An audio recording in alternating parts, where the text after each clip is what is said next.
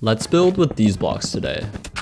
I'm starting by planning out the shape of our castle towers, going with one in each corner except for the fourth one where we'll have a nice medieval house. And then building up our towers, I wanted to start detailing to see what these would look like. Using some spruce details all the way around here with stripped logs, slabs, and trapdoors. These towers looked really flat and one-dimensional, so I wanted to make them jut out a bit at the top, increasing the height to make them not so stubby. Believe it or not, this is actually my first medieval castle build. I know it's a classic style, but I just never got around to building one. And I decided to move this third tower back a bit just because of how thick these towers are starting to look, and decided to give this one a bit more height as well, adding in the crenellations to that wall, and now starting the layout for the actual house. We're going for a pretty big L shape to complete the build of the castle and to fit the width of the walls. The base is going to be a deep slate stone, and the second floor will be a lighter wood color. For the front, we're making a pretty big arched door, which I find is much more grand than like a regular spruce door, and it's now my go-to for any like medieval style builds. I'm adding some spruce detailing to help blend the transition from the first to the second floor. I then moved this middle portion out by one block to add some depth to this big flat wall, adding in the windows,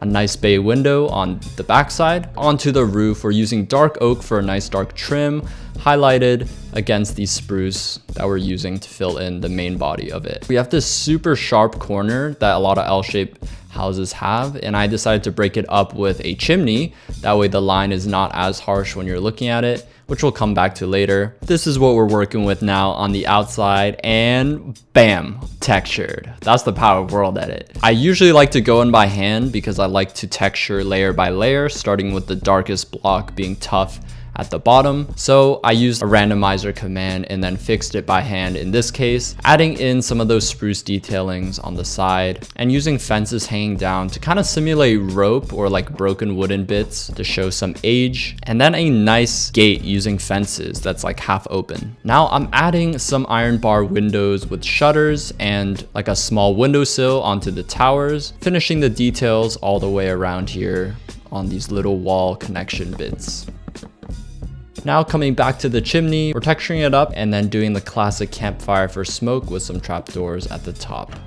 Adding in some shutters and windowsills to these windows as well, and my classic flower box design here, which I love oh so much. And you cannot ever forget the hanging plant. You just can't. I went back and added another roof peak here just to make things even more cozy. And that brings us to the end of the build. Stay tuned for part 2 because I will be doing an interior. Thank you so much for watching day 12 of my 30-day build challenge, and comment below what I should build next.